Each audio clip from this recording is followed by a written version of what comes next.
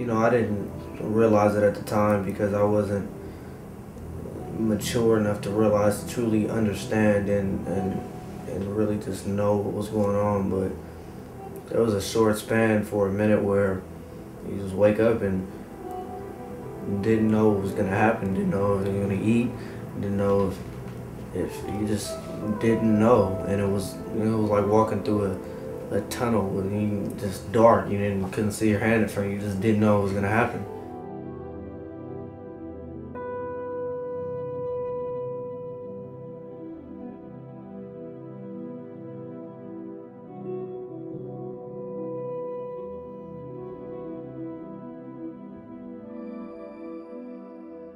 One in 5 adults, 1 in 4 children live at or near the poverty line. And the poverty level, of course, is kind of a false place anyway that was made up some number of years ago. An expensive city like San Francisco really is a vast understatement of what people need to live to be successful.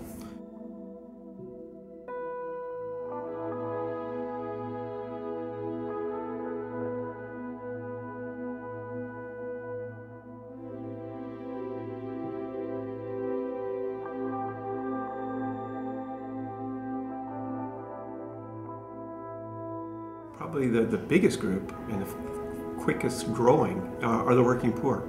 We're in the middle of an economic downturn right now, so it's really magnified. But even before this happened, we had literally tens of thousands of people who have jobs but still need to come to food bank pantries to get food assistance. They don't qualify for government programs. They make way too much money, but it's still not enough money for them to pay rent, get a fast pass so they can get to work, try to pay doctor's bills, because very few of those folks have actual medical care through a health plan, and to do the things they need. So they're coming to pantries at their schools, at their kids' school, at a church, somewhere like that, and getting food assistance.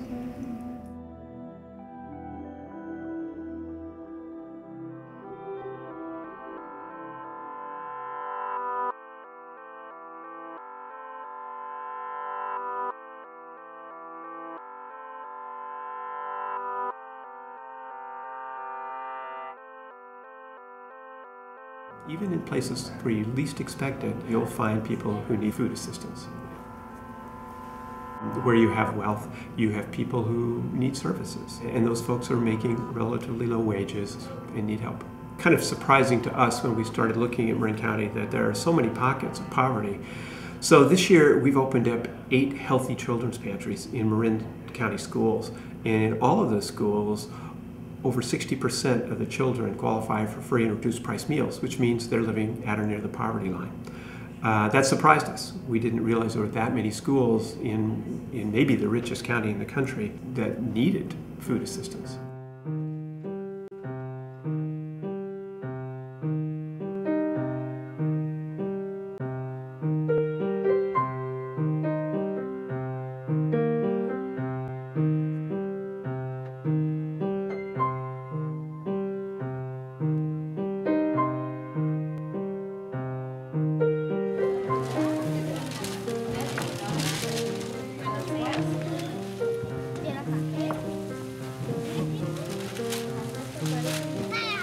This community is very easily overlooked because geographically it sits in a pocket of San Rafael that many people can just forget that it exists.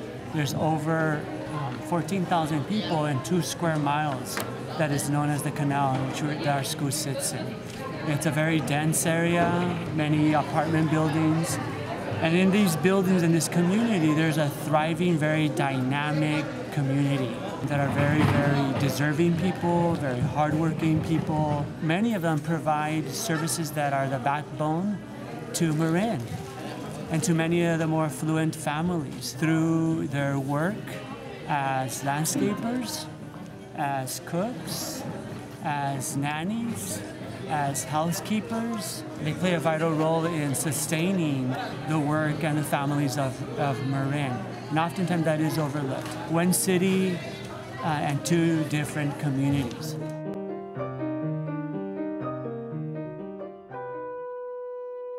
It's difficult to compare hunger in America with hunger in the third world. I don't think anybody would suggest the hunger we have in America is comparable to hunger found in the third world. What is striking, though, is that there's no reason, certainly not in this country. We produce so much food. We're the richest agricultural country in the world.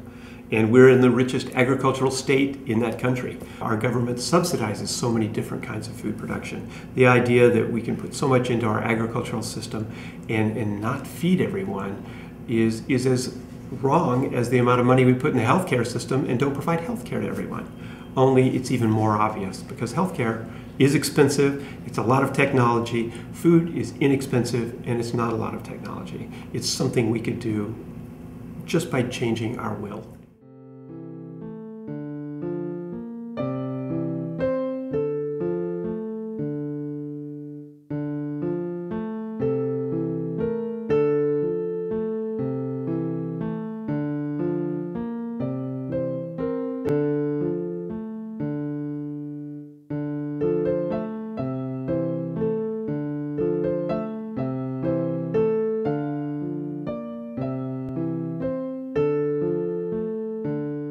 Yes, of course, it's horrible that people starve in other countries, but it's people starving here too. It's sad, it really is. But I think that once, before we prioritize other countries over ourselves, we should end it here. You see what I see, because you can't tell somebody that this is happening. I'd show them. Once you really experience it and live it, that's when you'll be truly motivated to change something.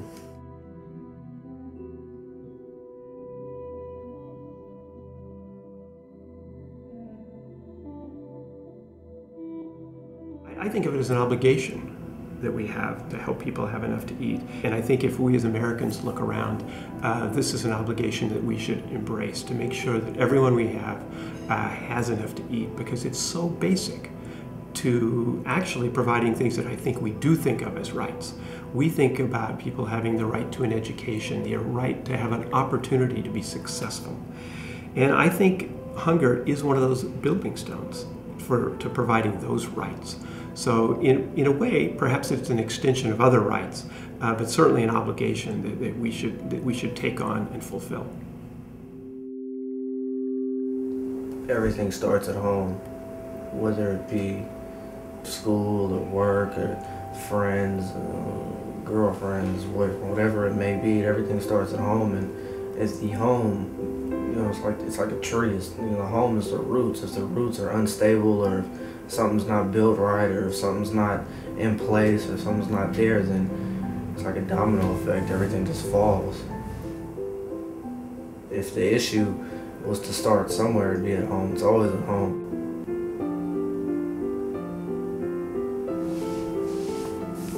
Everything happens for a reason, so